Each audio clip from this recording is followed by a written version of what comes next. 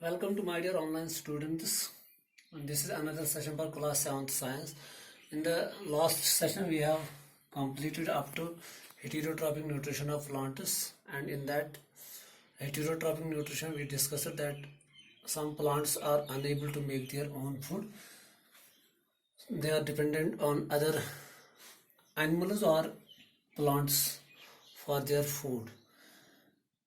So heterotrophic nutrition is of various types, that is saprophytic nutrition, parasitic nutrition, insectivorous plants, and symbiotic nutrition. In saprophytic nutrition, some non-green plants obtain their food from dead and decaying organic matter.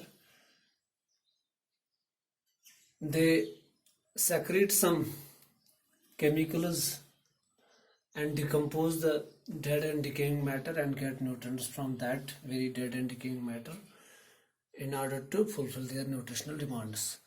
For example, fungi, yeast, some bacteria, mushroom, they are the examples of saprophytic nutrition. Bread mould भी है, saprophytic nutrition वो भी show करता है. इसी तरह हमने बताया था पैरासिटिक न्यूट्रिशन, जिसमें क्या होता है, दो डिफरेंट ऑर्गेनिज्म एक दूसरे के साथ रहकर एक ऑर्गेनिज्म दूसरे ऑर्गेनिज्म से रेडीमेड फूड लेता है, वो उसके ग़िज़ा को अपने लिए खर्च करता है और इन टर्न उसको वापस कुछ नहीं देता है.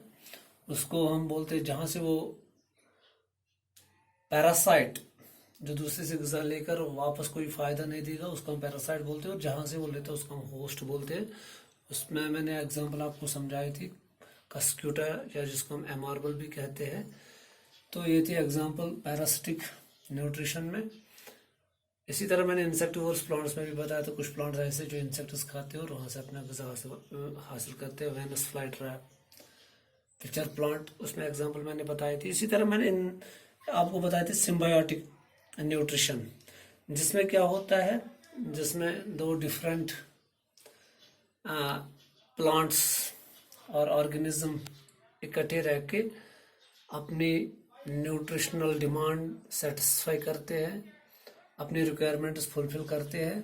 मगर सिम्बायोटिक रिलेशनशिप में क्या होता है, सिम्बायोटिक न्यूट्रिशन में क्या होता है, दोनों को फ़ायदा मिलता है. फॉर एग्जांपल मैंने उसमें बात की थी लाइकन्स.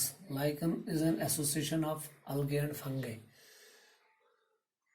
अलगे क्या करता है, अलगे ग़िज़ा देता है फंगे को, मगर अलगे को रहने के लिए जगह नहीं होती है, प्रोटेक्शन नहीं होती, तो शेल्टर और प्रोटेक्शन उसको फंगा देता है.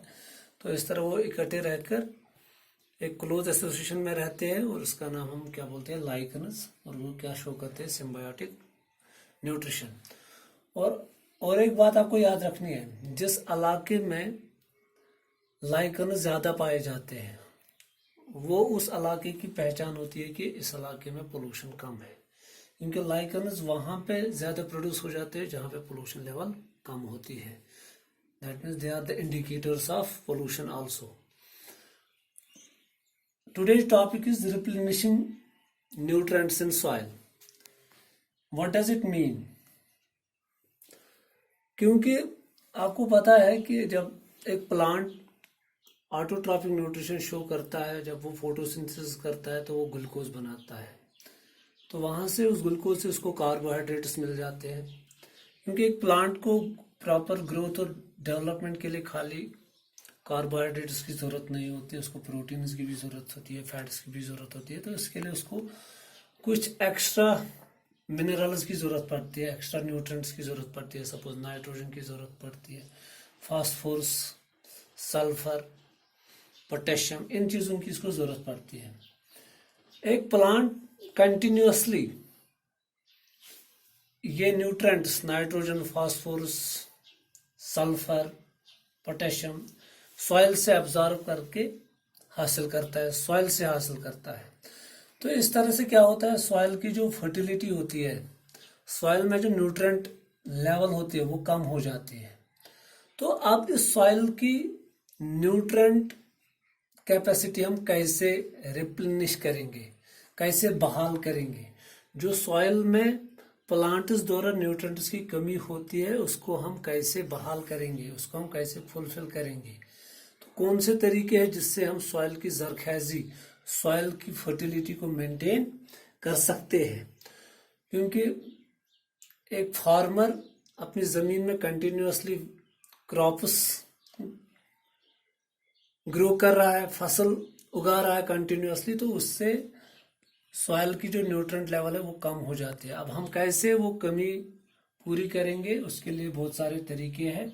फॉर एग्जांपल, एक फार्मर फर्टिलाइजर्स ऐड करता है अपनी ज़मीन को, और वो फर्टिलाइजर्स और वो खादें जो इस्तेमाल करता है उन खादों में नाइट्रोजन भी होता है, फास्फोरस भी होता है, पोटेशियम भी होता है। तो बहुत सारे खादें किसान इस्तेमाल करता है इस सॉइल की जो न्यूट्रिएंट लेवल है उसको बरकरार रखने के लिए। मिसाल के तौर पर यूरिया इस्तेमाल हम करते हैं अपने खेतों में, अपने बागों में हम यूरिया इस्तेमाल करते हैं। और एक खाद है सुपर फास्फेट, अमोनियम फास्फेट है एंड पोटेशियम सल्फेट है, कुछ फर्टिलाइजर जो हम इस्तेमाल करते हैं। इसके अलावा हम कैटल डंग एंड मैन्योर भी इस्तेमाल करते हैं इस न्यूट्रिएंट लेवल को बरकरार रखने के लिए। क्योंकि हमारे घर में कैटल होते हैं, मवेशी होते हैं, वहाँ से जो काऊ डंग वगैरह निकलता है, जो वहाँ पे वो वेस्ट मटेरियल निकलता है, तो उसको भी हम एज मैन्युअल इस्तेमाल करते हैं अपने सॉइल में। क्योंकि ये हमस प्रोवाइड करता है, ये ऑर्गेनिक मटेरियल प्रोवाइड करता है सॉइल को, तो इस तरह ये हमारी ज़मीन को जरखेज बनाते हैं। इसी तरह कंपोस्ट भी हम ऐड करते हैं, ये एक ऑर्गेनिक मैन्योर होते हैं जो हम जब भी हम बायोडिग्रेडेबल सपोज सब्जी वब्जी हम घर में लाते हैं तो उसका जो वेस्ट मटेरियल निकलता है उसको अगर हम डिकम्पोज करेंगे किसी पिट में, किसी कहीं पे हम पिट खोद देंगे तो वहाँ पे माइक्रो ऑर्गेनिज्म द्वारा उसको क्या बन जाता है, कंपोस्ट बन जाता है। ये भी एक किस्म की खाद ही होती है। ये बहुत अहम ऑर्गेनिक मैनर होता है जो हमारी ज़मीन को जरखेज रखता है। बेहतर यही है as compare to chemical fertiliser, सबसे बेहतर तरीका यही है बाय एडिंग कंपोस्ट। हम घर में ही ये ऑर्गेनिक मैनर तैयार कर सकते हैं, हम घर में ही ऑर्गेनिक फर्टिलाइजर्स तैयार कर सकते हैं। इसी तरह और एक तरीका है जिससे हम ये nitrogen deficiency, phosphorus deficiency and potassium deficiency खत्म कर सकते हैं ज़मीन में, वो है लेग्यूमिनस क्रॉप्स को ज़्यादा से ज़्यादा अपने खेतों में उगाना है। सपोज जो दालें होती है, दालें के पौधे हमें ज़्यादा अपने खेतों में उगाने हैं, क्योंकि वो क्या कर रहे हैं, वो नाइट्रोजन को ऐड कर रहे हैं, नाइट्रोजनस सब्सटेंस को ऐड कर रहे हैं इसमें सॉइल में। कल भी मैंने आपको पढ़ाया था सिम्बायोटिक रिलेशनशिप में। ये लेग्यूमिनस प्लांट्स क्या करते हैं, ये राइजोबियम बैक्टीरिया को अपने रूट्स में जगह देते हैं।